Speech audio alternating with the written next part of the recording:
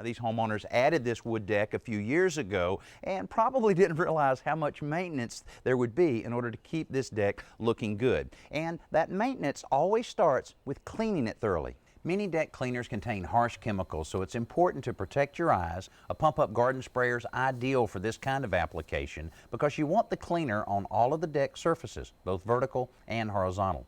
After the compound works for a while, the real cleaning begins. A pressure washer is absolutely the best tool for this job. Depending on the unit that you buy or rent, these machines spray water at pressures from 1,000 to 3,500 pounds per square inch. Now that'll get your deck clean, but it can also damage the wood itself if you aren't careful, so take your time. For higher pressure models, you can also get attachments like this deck scrubber. They're great for large, open stretches of deck.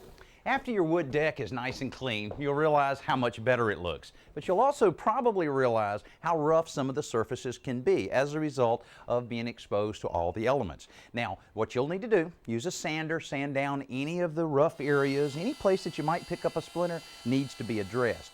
You also need to look for any nails that may have pulled themselves out over the years, and you can snag a toe on that very easily, so drive the nail back in and replace any damaged wood that may have gotten to the point where it might be unsafe. Now, you can keep a deck looking really nice over the years and protect it so that it'll last as long as it should by applying a stain or sealer.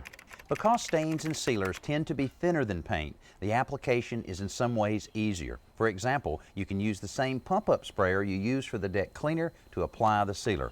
Once you coat the surface, you'll want to back brush the sealer to work it into the cracks and crevices. The ability of these products to soak into the pores of the wood is what protects the deck, but it also means you have to work fast.